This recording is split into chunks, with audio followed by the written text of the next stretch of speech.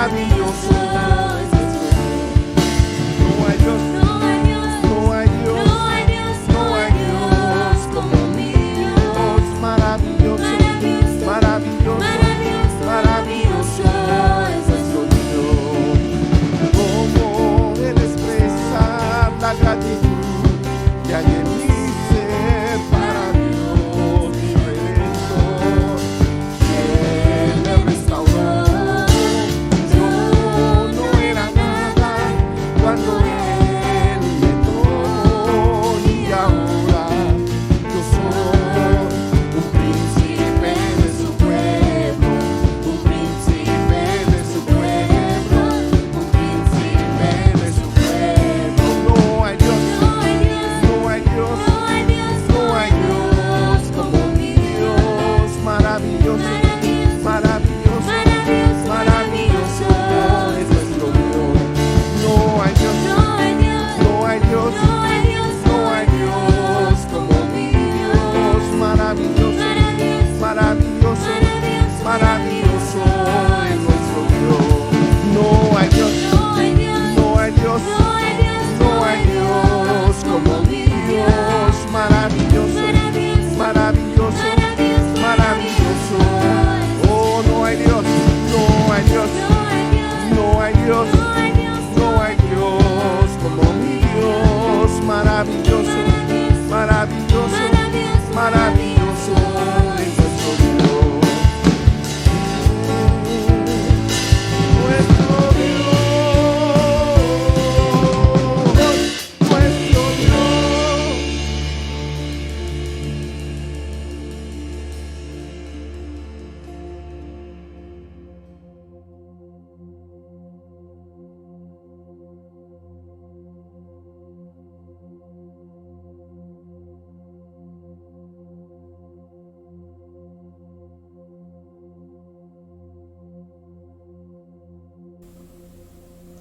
Que el Señor les bendiga.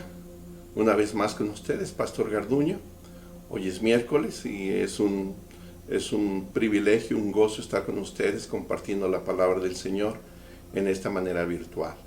Así que cada día nos acercamos al momento y la hora en que vamos a abrir nuestra iglesia una vez más para gozarnos juntos.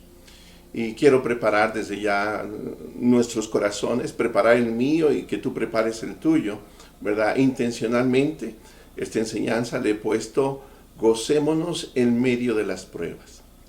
Gocémonos en medio de las pruebas. Y definitivamente hemos pasado una prueba muy única en la vida. Ahora tenemos que contarle a las generaciones que vienen.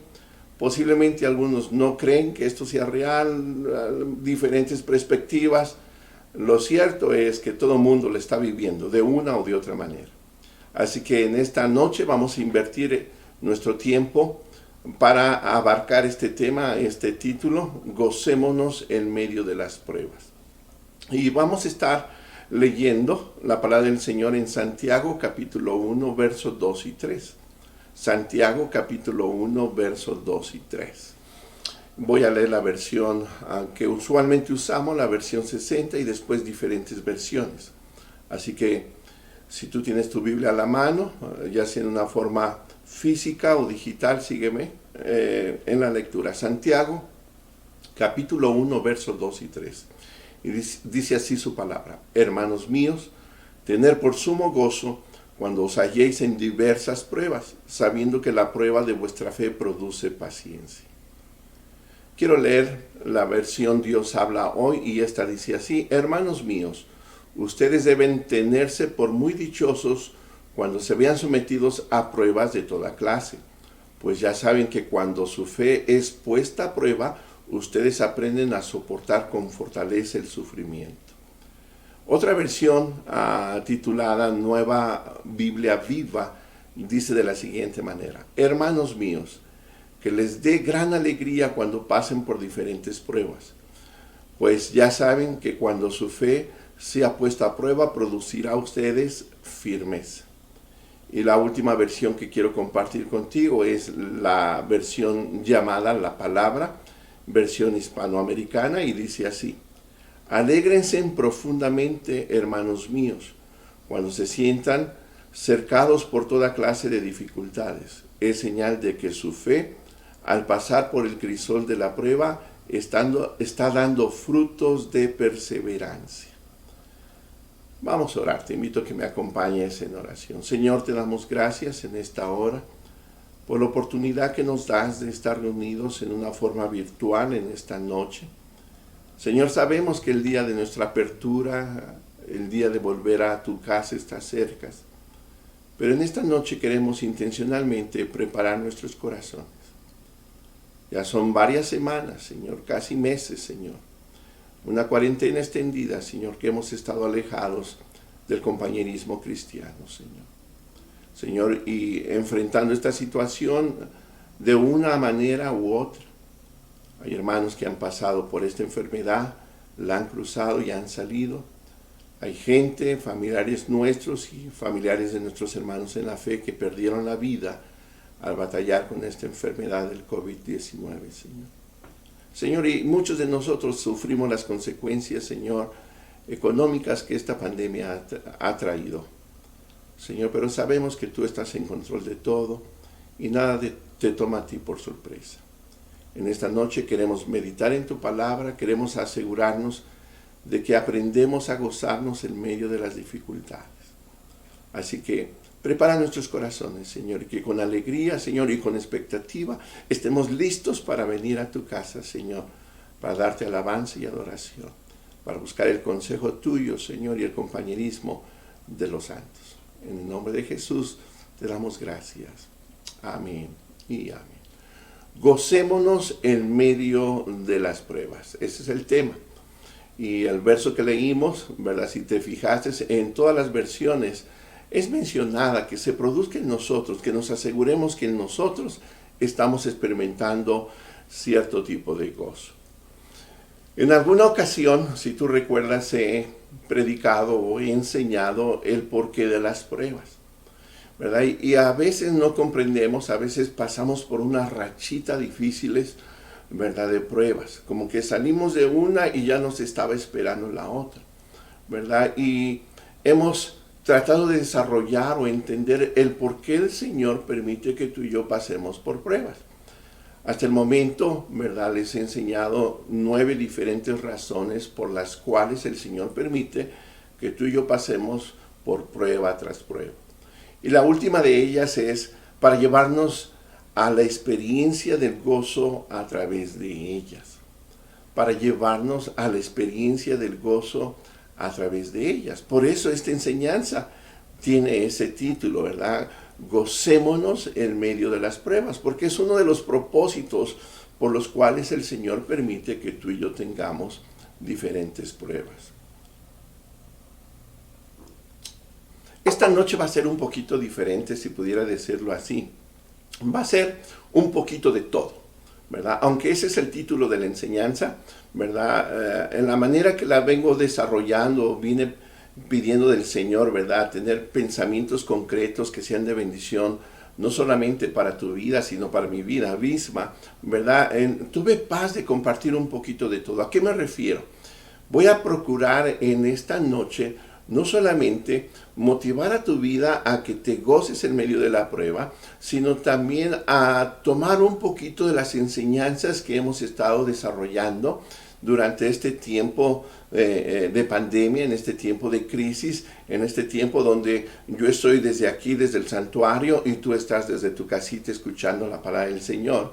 Y he tomado un poquito de todo para que tu vida sea edificada, consolada, y por qué no decirlo, también exhortada. Así que compartí hace unas semanas atrás acerca de Primera de Pedro, capítulo 1, versos 6 y 7. El verso 6 en una versión moderna dice así: aun cuando por algún tiempo tengan que pasar por muchos problemas y dificultades, alégrense. Déjalo, repito, está interesante, está emotivo la forma que lo expresa. Aun cuando por algún tiempo tengan que pasar por muchos problemas y dificultades, alégrense. Qué hermosa connotación hace el apóstol Pedro en este capítulo. En la intención de traer Primera de Pedro, capítulo 1, verso 6, es para que tú y yo reflexionemos en esta situación que hemos cruzado y que ya llevamos meses en ella, que tú y yo reflexionemos qué es lo que el Señor quiso enseñarnos a través de esta crisis. Y animé a la iglesia, animé por el medio, ¿verdad?, de las enseñanzas, de las prédicas, por los medios de las conferencias en Zoom en una forma más personificada. Les he animado en todo tiempo a que no gasten su energía vanamente, ¿verdad?, desenfocados de la situación que estamos viviendo. ¿A qué me refiero? Tú y yo no podemos gastar nuestra energía, ¿verdad?, pensando que ya estamos en los fines de los tiempos. No, déjame decirte, vamos a pasar de esta por la gracia del Señor y por su infinita misericordia. Pero todavía no, Cristo está cerca. Y créemelo, en mi corazón lo que menos quiero es tener por tardanza la segunda venida de Jesucristo. Pero veo a tanta gente afligida, ¿verdad?, tratando de ver quién tiene cara de anticristo. Y yo me preocupo tanto en mi corazón. Porque en vez de que estén preocupados en tener una relación íntima y profunda con el verdadero Cristo de la gloria, están más enfocados y gastando todas sus energías, ¿verdad?, considerando quién pudiera ser el posible anticristo. Una vez aprendí que los que cuentan el dinero en el banco, ¿verdad?, la forma que son entrenados para identificar un billete que no es verdadero, no es poniéndole en sus manos billetes falsos. Ellos están acostumbrados a manejar con sus manos, con sus ojos, billetes de verdad, genuinos. Sus dedos lo conocen, sus ojos los conocen. Entonces, es tanta su destreza en tener contacto con el dinero genuino, ¿verdad?, que cuando a sus manos viene un dinero falso, inmediatamente hay algo que les dice, les incomoda. Hey, no se parece a todos los demás. Y empiezan a ellos a sospechar y ya tienen sus criterios para determinar por qué es falso ese billete. Yo creo que el cristiano que está más enfocado por el anticristo y no enfocado por su Cristo, por su Salvador, es muy posiblemente que sea engañado en el último de los tiempos. Fácil y sencillo, porque no conocen quién es su Señor. Así que yo te he animado, no gastes tus energías en vano. No gastes tus energías buscando el culpable, aunque no dudo, aunque te he dicho, no descarto la mano sucia detrás de toda esta calamidad. Pero si el Señor permitió que tú y yo viviéramos esta situación, déjame decirte, es porque algo quería enseñarnos en una forma personal y en una forma colectiva. He oído a varios siervos del Señor, y cuando digo siervos del Señor, lo digo con respeto, con honor, a hombres que no andan predicando el evangelio por asunto de ganancia o por asunto de reputación, y todos concuerdan, en todos ellos hay un sentir que esta crisis la estamos experimentando porque el Señor está disciplinando a su iglesia. Y sería bueno que tú, ¿verdad?, en el tiempo que nos corresponde todavía sobrellevar esta situación, indagues en tu corazón, Señor, ¿qué querías enseñarme a través de esta crisis? Así que eso sigue siendo de tarea. Yo ya llevo varias situaciones que he aprendido a través de esta crisis. Pero regreso al texto base. Primera de Pedro, capítulo 1, versos 6 y 7 dice así: en lo cual vosotros os alegráis, aunque ahora por un poco de tiempo, si es necesario, tengáis que ser afligidos en diversas pruebas, para que sometida a prueba vuestra fe, mucho más preciosa que el oro, el cual, aunque perecedero, se prueba con fuego, sea hallada en alabanza, gloria y honra cuando sea manifestado Jesucristo. Leí primera de Pedro, capítulo 1, versos 6 y versos 7. Este verso tiene una frase, ¿verdad?, dentro de sus líneas, tiene una frase que me llama la atención. Y esta frase aparece en el primer verso: si es necesario. Si es necesario. Yo estoy seguro que a ti y a mí no nos gustan las pruebas. Definitivamente. Yo no creo que a ti te gusten las pruebas. A mí no. Yo no creo que las disfrutemos. Y si en verdad las disfrutamos como Pedro, como Santiago, es porque hemos alcanzado madurez espiritual. Pero a la verdad no son placenteras. Yo no creo que ni tú ni yo le oremos a Dios o al Señor, Señor, me hace falta una prueba, mándame una prueba. Oh, tengo tanta necesidad que me mandes. Yo no creo que esas sean nuestras oraciones. Recuerdo hace mucho tiempo conocí a una hermana que me decía, hermano Garduño, yo nunca le pido al Señor que me dé paciencia. Y yo le digo, ¿por qué no? Es que para que uno crezca en paciencia son necesarias las pruebas. Y si yo le pido al Señor paciencia, me va a mandar pruebas para que yo crezca en paciencia. A mí me dio tanta risa, ¿verdad? Porque dentro de mí en ese momento dije, ay, pobrecita hermana.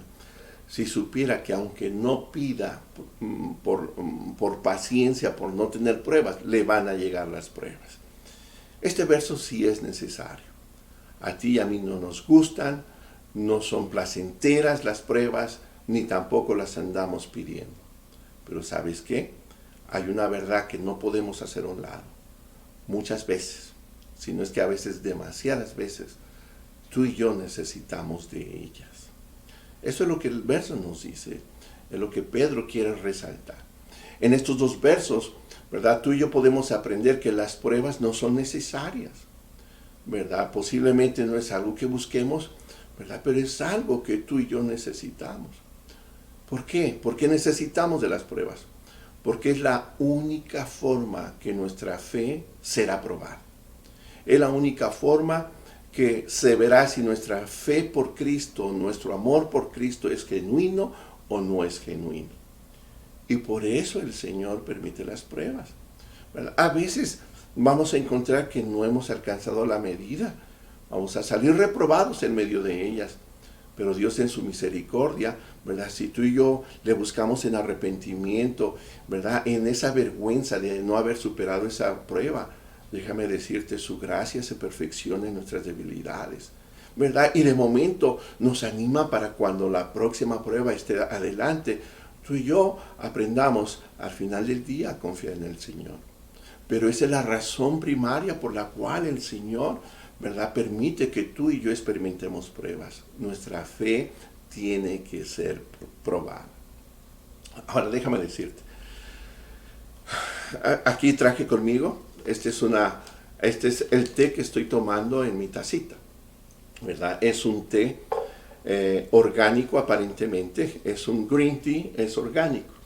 Aquí en la portada tú ves a un osito panda comiendo su alimento, el bambú, que es muy su platillo favorito, ¿verdad? Pero al final del día, pues no es ni bambú, aparentemente es un green tea. Ahora aquí no se me antoja, ¿verdad? De momento lo abro, ¿verdad? Saco del empaque la bolsita donde viene depositado el té.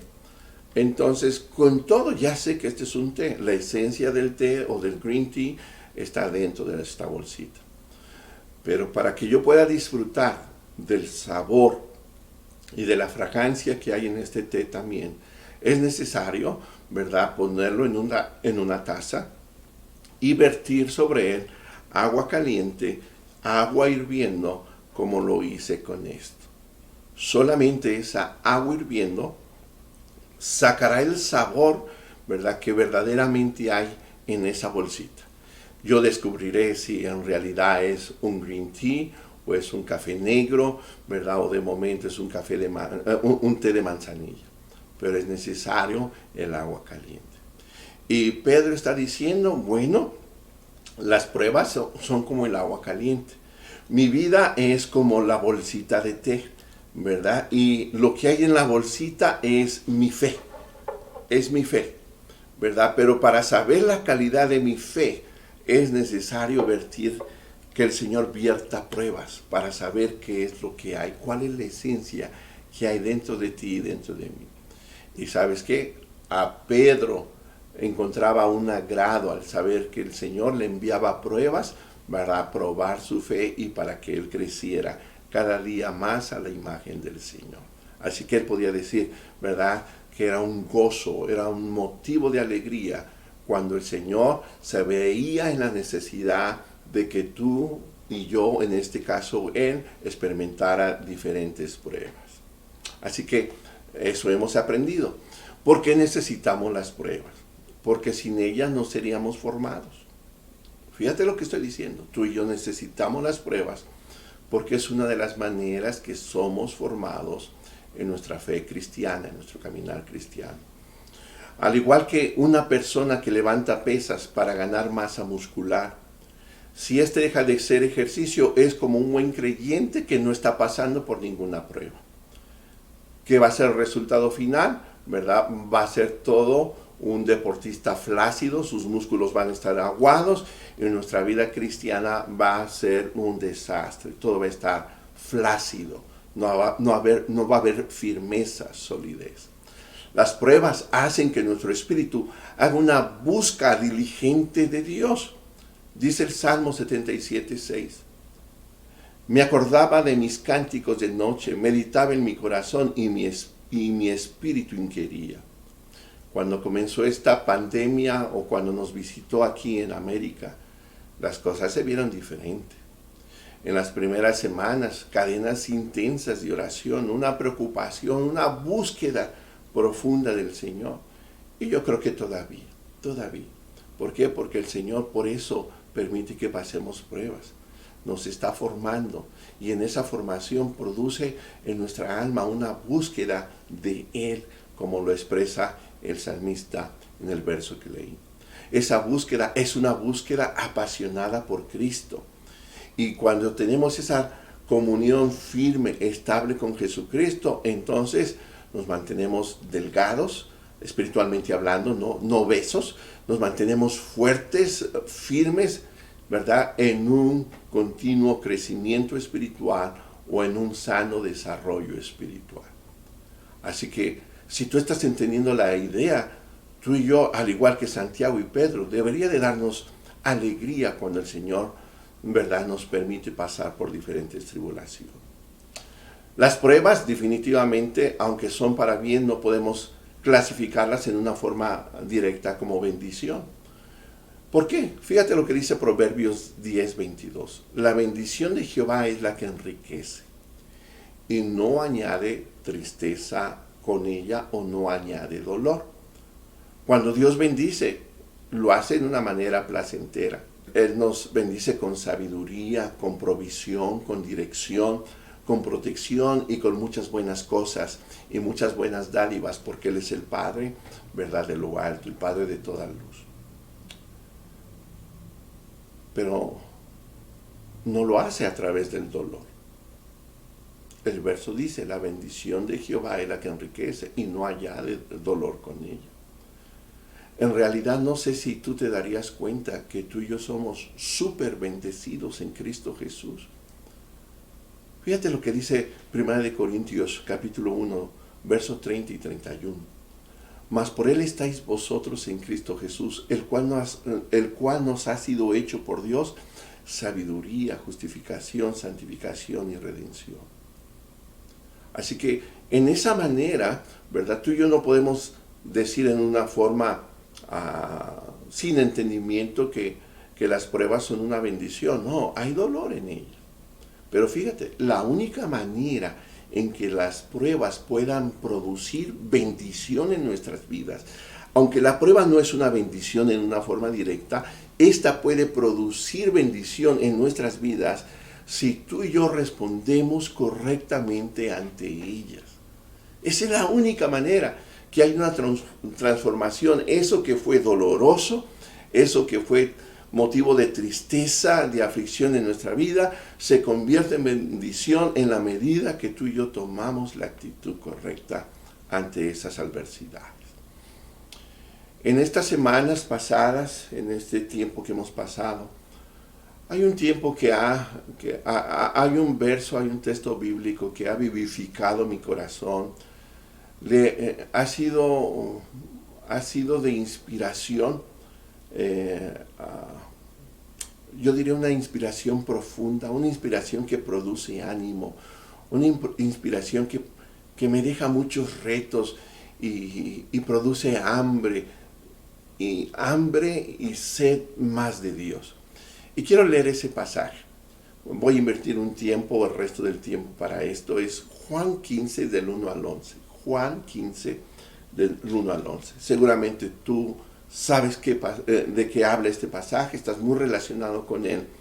Pero en este tiempo de crisis, ¿cómo ha bendecido, cómo ha consolado mi vida? Y dice así la palabra del Señor, Juan 15, del 1 al 11.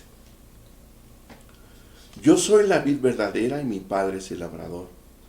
Todo pámpano que en mí no lleva fruto, lo quitará, y todo aquel que lleva fruto lo limpiará para que lleve más fruto. Ya vosotros estáis limpios por la palabra que os he hablado. Permaneced en mí y yo en vosotros. Como el pámpano no puede llevar fruto por sí mismo, si no pertenece a la vid, así tampoco vosotros, si no pertenecéis a mí. Yo soy la vid, vosotros los pámpanos. El que permanece en mí y yo en él, éste lleva mucho fruto, porque separados de mí, nada podéis hacer. El que en mí no permanece será echado fuera como pámpano, y se secará. Y los recogen y los echan en el fuego y arden. Si permanecéis en mí y mis palabras permanecen en vosotros, pedid todo lo que queráis y os será hecho. En esto es glorificado mi Padre, en que llevéis mucho fruto y seáis así mis discípulos. Como el Padre me ha amado, así también yo os he amado, permanecer en mi amor.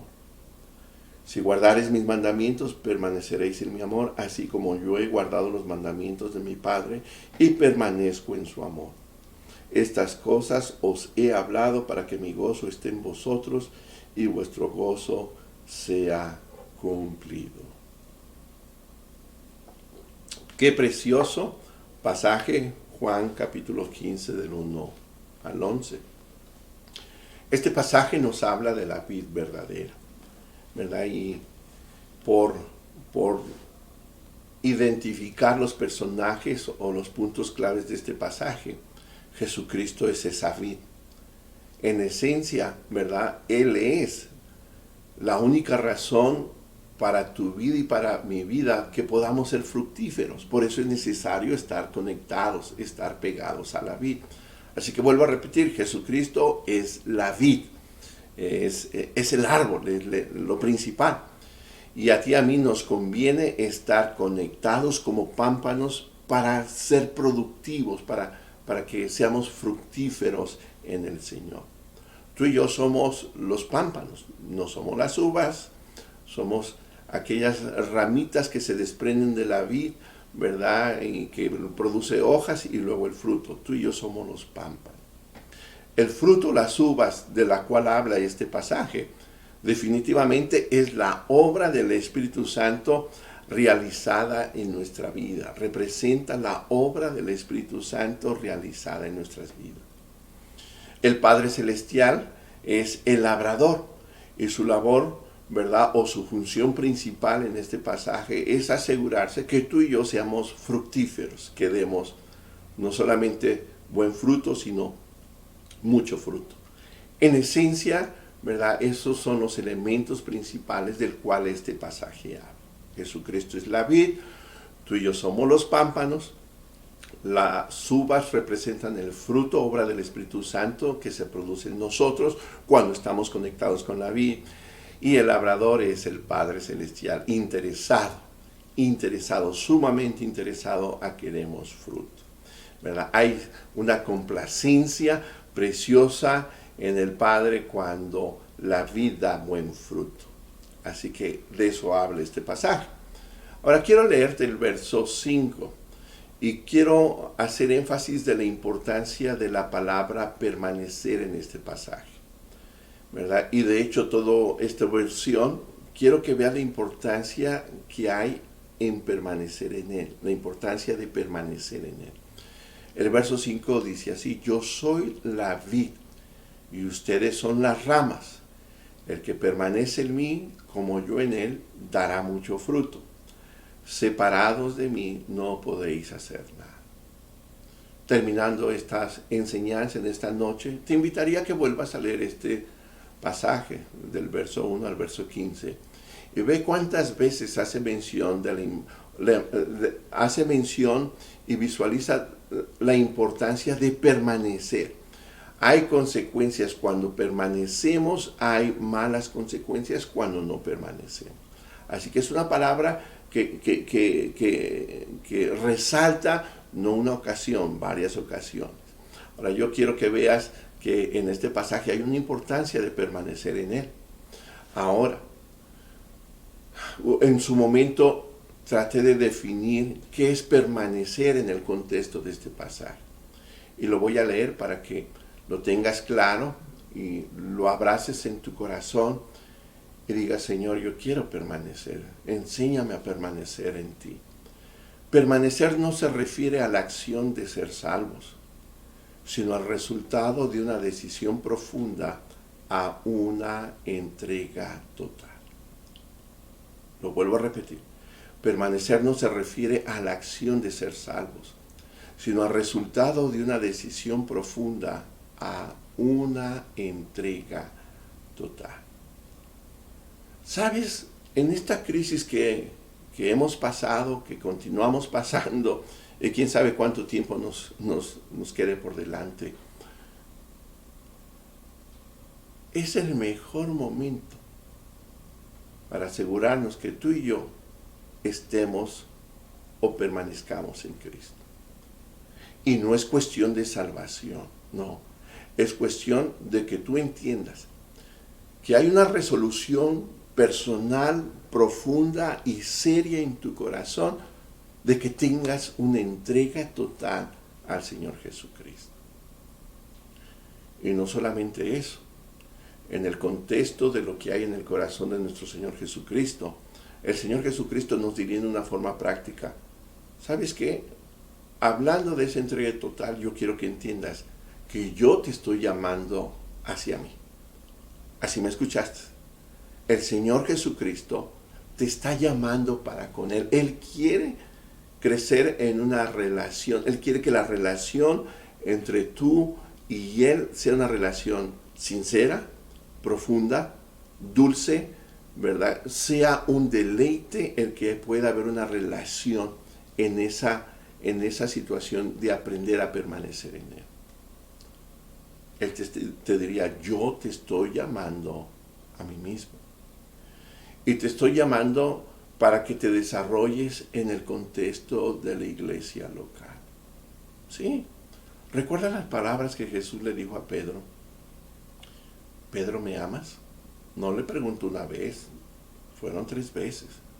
Aunque hay alguna diferencia en cuanto al griego se trata, en el significado de amor, pues al resultado, ¿verdad? Pedro contestaba lo mejor que podía. Señor, sabes que te quiero. Sabes que te quiero, sabes que te amo. Y en las 3 ocasiones el Señor relacionó ese amor, ¿verdad? Al menos el amor de Pedro hacia Él. Bueno, si me amas, ten cuidado de mis ovejas. Ten cuidado de mis corderitos.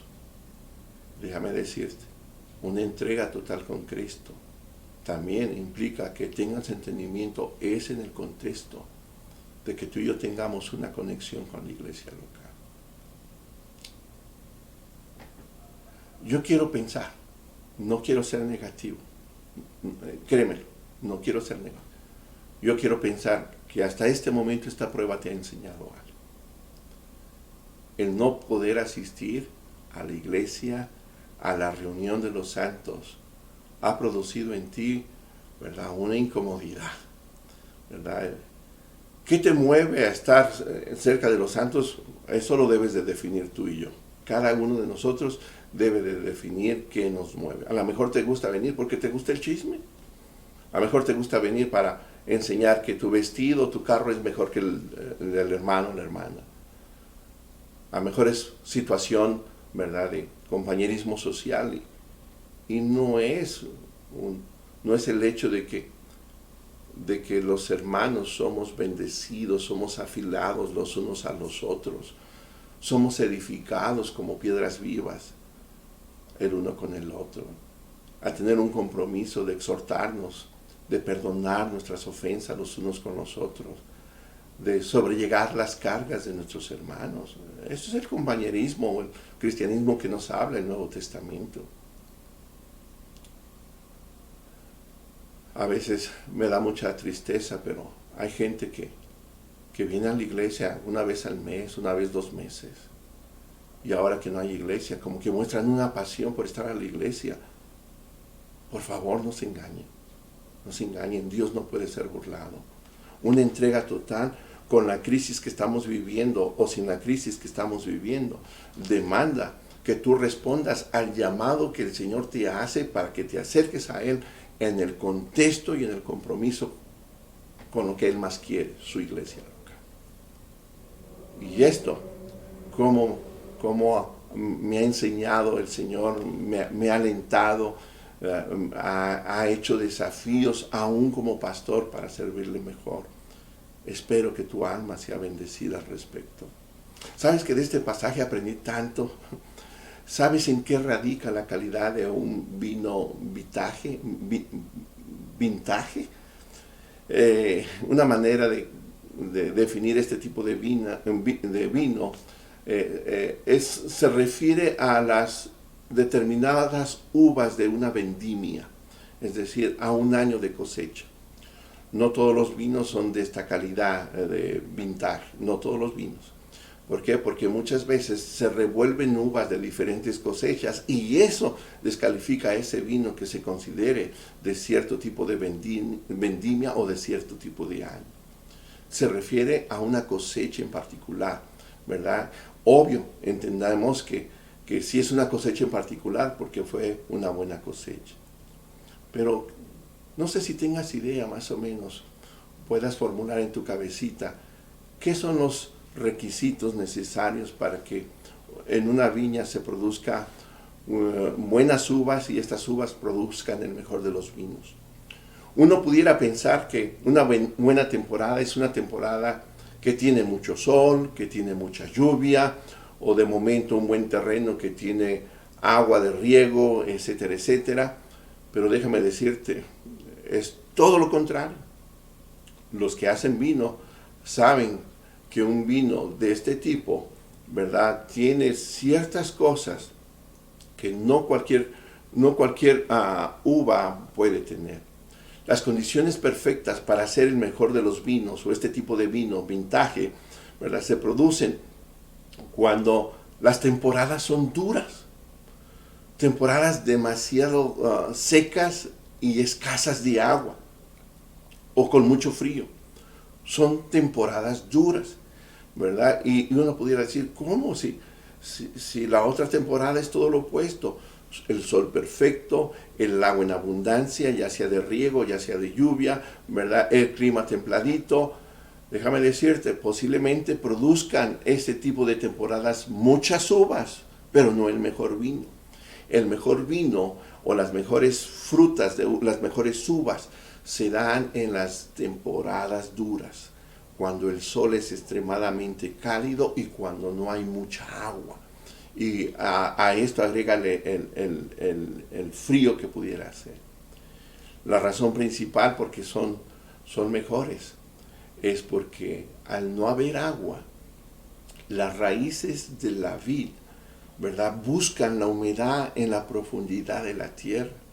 Cuando hay abundancia de agua, no trabajan las perezosas, ¿verdad? Como que se esparcen a los lados e incluso estorban cuando se cruzan con las raíces de otras vids.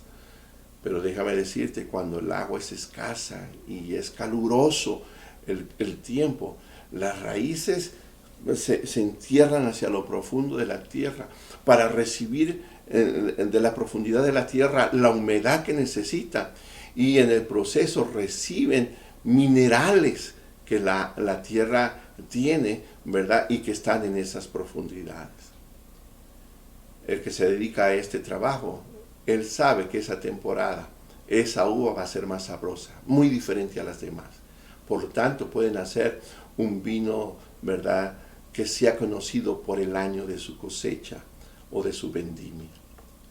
Dice Romanos 15:4, porque las cosas que se escribieron antes para nuestra enseñanza se escribieron, a fin de que por la paciencia y la consolación de las Escrituras tengamos esperanza. En este tiempo de prueba, en este tiempo de sequedad, nuestras raíces debieron ir más hacia lo profundo. Nuestras raíces debieron ir más a la palabra del Señor, para tomar, ¿verdad?, todo alimento espiritual que nuestra alma necesita, que nuestra mente necesita, y aunque tú no lo quieras, que vivifica aún tus fuerzas físicas. Oh, yo no sé si has caído bajo la presión de estar encerrado, has caído en depresión, en agresión, no sé cuál es tu caso, desesperación. Pero si tan solo nos hubiéramos enfocado en echar raíces, donde viene la bendición de Dios, yo creo que nuestro asunto fuera diferente. Ahora, gózate, la crisis todavía no ha acabado.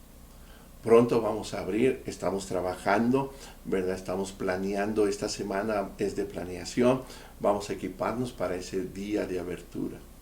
Pero aun cuando llegue ese día, ¿verdad?, tenemos con paciencia acostumbrarnos a cómo vamos a responder a esta apertura y con paciencia ver que un día, ¿verdad?, ojalá y podamos regresar en la condición que estábamos antes.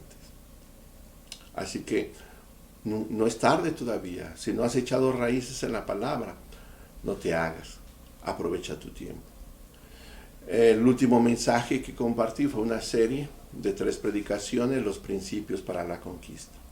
El primer principio, tú te acuerdas, es mantener una correcta actitud con la palabra de Dios. Una correcta actitud con la palabra del Señor. Definitivamente, si no hay compromiso con este libro, si no hay interés de guardarlo en nuestro corazón, de asegurarnos que está aquí, si no nos aseguramos que es un deleite para ti y a mí ser bendecidos de las diferentes maneras que este libro nos puede bendecir, no creo que nos pueda ir bien el día de mañana. Ese fue el primer principio. El segundo fue el señorío de Jesucristo, ¿verdad? Definitivamente necesitamos la sabiduría de lo alto para tomar decisiones correctas. Siempre las decisiones dejan consecuencias. Si fue una sabia decisión, traerá buenas consecuencias. Si fue una decisión arrebatada, ¿verdad?, definitivamente habrá malas consecuencias. Y lo mejor que te puede pasar a ti y a mí es que nuestras decisiones estén basadas con el deseo de no hacer nuestra voluntad. No hacer aquellas cosas que sentimos hacer o pensamos que son mejor hacer. Estar dispuestos y alineados para hacer lo que Cristo espera que yo haga en cualquiera que sea la circunstancia. Y seguramente esta crisis global nos ha dejado, ¿verdad?, no en jaque mate, sino nos ha movido las piezas del ajedrez y tenemos que movernos, y cada movimiento pídele al Señor entendimiento, sabiduría para hacerlo a su manera. Para tener éxito necesitamos caminar en fe. Y definitivamente, ¿verdad?, hay cosas que el Señor va a hacer que tú y yo no podemos hacer, pero hay cosas que el Señor no va a hacer por ti y no va a hacer por mí. Y una de esas fue caminar, o es caminar. Y se viene el tiempo de caminar, se viene el tiempo de regresar a ese compañerismo, ¿verdad?, vencer todos los temores habidos y por haber, ¿verdad?, no tener un espíritu condenador con las gentes, que podamos asegurarnos que Cristo brille, ¿verdad?, en esa nueva manera de vivir, por lo menos las semanas que vienen. Pero tenemos que caminar. Lo único que estoy seguro es que si caminamos en la perfecta paz que viene de Dios, nada nos turbará. Sabemos que Él está con nosotros y Él va a bendecir en la medida que avancemos. Vimos eso, ¿verdad? Y en la última, que fue el domingo pasado, porque mi interés es siempre reforzar, vimos cuáles son las evidencias de ese caminar de fe. El lenguaje de Dios comienza a ser tu lenguaje. Y no quiero ser místico, no quiero decirte que si hablas negativo te va a ir mal y si hablas positivo no, esto no es positivismo. Es el hecho que entiendas que es el plan perfecto de Dios a través de su palabra o por el testimonio de su Santo Espíritu, y tú caminas conforme y en armonía al plan que Dios tiene trazado para ti. Así que no hay tiempo para perezosos, es tiempo de caminar, pero una manera de escudriñar si estás listo es cambia tu lenguaje. cambia tu lenguaje. Asegúrate que lo que sale de tus labios es lo que ha sido sembrado en tu corazón de la palabra del Señor. Número 2, el caminar en fe implicará rendir nuestras maneras para abrazar las maneras de Dios. Esto es bien precioso. Te invito a que vayas a la página de la iglesia, Roca Eterna, lvchica.com, y ve el mensaje del domingo pasado. Allí comprenderás el punto 2, ¿verdad? Y el punto 4, que tiene que ver mucho con la historia que se dio en los tiempos de Josué, cuando tomó la tierra prometida por heredad para el pueblo de Israel. Tus caminos podrán ser sabios a tu propia opinión, pero los caminos del Señor son excelentes. No se parecen a los nuestros. Y muchas veces nosotros tendremos que rendir nuestras maneras, nuestras formas, para adoptar, para abrazar las maneras de Dios, para ir a donde Él nos quiere llevar. Número 3, el caminar en fe implicará comenzar a caminar. Comenzar a caminar. Así que en la medida que hemos avanzado durante estas semanas, por la gracia de Dios he caminado en fe. Qué doloroso fue para mí el primer mensaje enfrente de la cámara y tú quién sabe dónde estabas. Fue doloroso, pero en fe, creyendo que la palabra iba a ser sembrada e iba a dar su fruto a su tiempo. Gloria a Dios por eso. En fe nos esperan cosas nuevas, pero solamente lograremos saber cuáles son en la medida que avancemos. No te quedes, no te quedes. El Señor quiere que camines también. Y número 4, el caminar de fe implicará creer completamente en la fuerza de Dios. Siempre debemos de entender que no es por tus fuerzas, no es por mis fuerzas, es por su Santo Espíritu. Él es el que hace la obra. Y muchas veces nosotros queremos, ¿verdad?, o intentamos ayudar a Dios en algo que somos completamente, no cualificamos absolutamente en nada para hacer lo que el Señor le corresponde.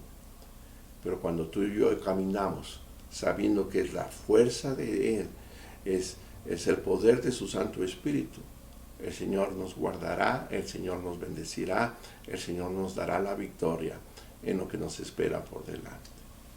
Y termino. Una de las enseñanzas que abracé mucho al principio fue la enseñanza de Habacuc. Y cuando el Señor le contesta a Habacuc en medio de sus preguntas, en el capítulo 2, del verso 2 al 4, le dice: y Jehová me respondió y dijo, escribe la visión y declárala en tablas, para que corra el que la leyere en ella. Aunque la visión tardará aún por un tiempo, mas se apresurará hacia el fin y no mentirá. Aunque tardare, esperarlo, porque sin duda vendrá, no tardará. Aquí aquel cuya alma no es recta se enorgullece, mas el justo por su fe vivirá. Estamos hablando de caminar en fe. Y Habacuc tuvo que comprender que lo mejor que podía hacer es caminar en fe. El Señor tuvo la paciencia de contestar sus interrogantes. Él pudo comprender el corazón de Dios. Él pudo comprender la sabiduría del Señor al hacer o al traer el juicio que estaba trayendo en los días de Habacuc. Dios en su gracia, ¿verdad?, le mostró como los planos, el blueprints, ¿verdad?, de lo que estaba haciendo, y le dijo por qué lo estaba haciendo. Y a él, al escribir esta visión, le da esta verdad: y aquí aquel cuya alma no es recta se enorgullece, va a ser justo, por su fe vivirá. Venían días difíciles a la casa de Israel, días difíciles. Pero hay algo que Habacuc comprendió: por muy difícil que venga, por muy difícil que esté la situación, el Señor me dijo que creyera en esta visión. El justo por su fe vivirá. Eso cambió la manera de pensar, quitó todo temor en la vida del profeta, y él pudo terminar alabando al Señor con un canto precioso, que es todo el capítulo 3 de Habacuc. Al final de esta respuesta, ¿cómo será tu respuesta ante esta crisis por la cual hemos vivido? ¿Cómo será tu respuesta al final de esta crisis que hemos vivido? Tú podrás decir, pastor, ya lo sé, usted no lo ha dicho, Dios es soberano. Él está a control de todo, nada pasa, ¿verdad? Sin que Él no se haya enterado. Él se da cuenta de todo. Sí, Dios es soberano. Ciertamente Él está sentado en su trono. Pero ¿estás tú conectado con la belleza de su naturaleza divina? ¿De qué me sirve saber, verdad, todos los atributos de Dios, verdad, y entre ellos que Él es soberano y que en su soberanía, verdad, estamos pasando lo que estamos cruzando? Si al final del día no estoy conectado con cada uno de esos atributos. Esta crisis hasta el día de ahora y hasta el día que dure es una buena oportunidad para conocer más de la naturaleza de nuestro Dios y amarle y terminar como Habacuc, contentos, alabando y bendiciendo el nombre del Señor. En cuanto a la disciplina que Dios, ¿verdad?, está trayendo para su iglesia, tomaremos responsabilidad de ella.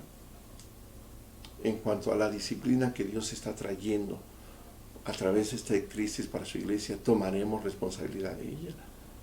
¿Terminaremos siendo mejores cristianos de lo que éramos antes? ¿Despertaremos en un celo vivo por nuestro Cristo y por su iglesia local, que es lo que Él ama?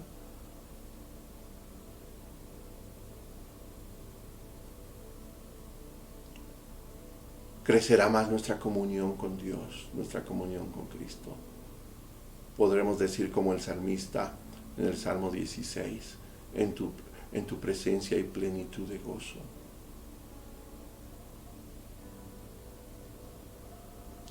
Estaremos dispuestos a caminar en fe, con plena confianza de que Él cumplirá sus promesas. Simplemente caminar en fe, en justicia, asegurándonos de que no hay un corazón que se enorgullece, un corazón necio, dejándole completamente en sus manos los resultados. Te voy a invitar que ores conmigo. Señor, en esta hora te doy gracias por la oportunidad de traer esta enseñanza de todo un poquito, Señor, con intención de que nosotros nos aseguremos de gozarnos a través de las pruebas. Señor, yo quiero que mi corazón sea como el de Habacuc, que comprendió, Señor, que tú eras fiel, tú eras santo, tú eres el único sabio Dios, el único que sabe lo que hace y por qué lo hace. Señor, yo quiero que en mi corazón y en mis acciones haya una actitud y un cántico de alabanza por lo que hemos pasado. Señor, yo quiero aprenderme a gozar. Enséñame. Señor, enseña a tus hijos, a tus hijas, que no pasemos esta situación de oquis, que haya un resultado bueno. Señor, aprendimos en esta noche que las pruebas no son bendición porque son dolorosas, pero producen bendición en nuestras vidas cuando nosotros actuamos correctamente, cuando respondemos correctamente.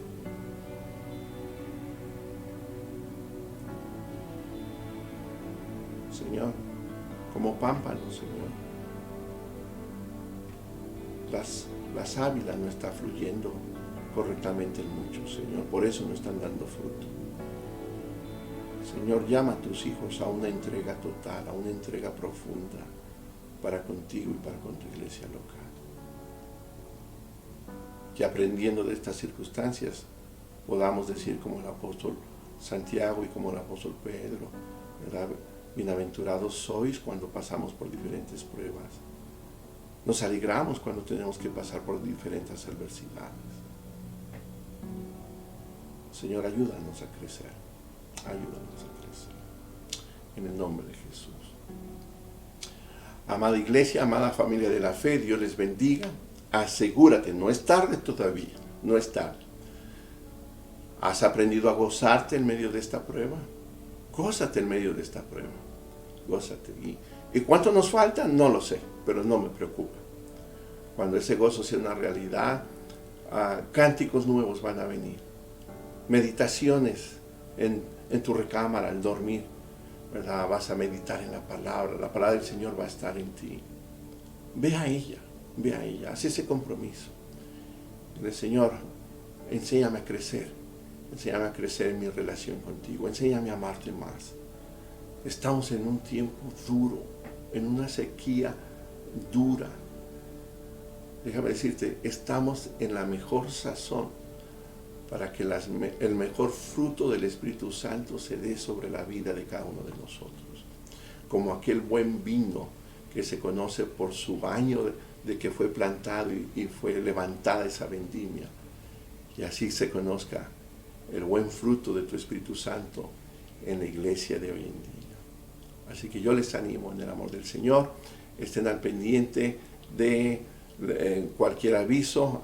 El viernes que viene estaremos en Zoom ya dando las primeras pautas, ¿verdad?, de cómo vamos a reabrir, cuándo vamos a reabrir, y el domingo también. Así que Dios les bendiga, tengan una hermosa noche alrededor de los suyos y busquen del Señor, hoy más que nunca.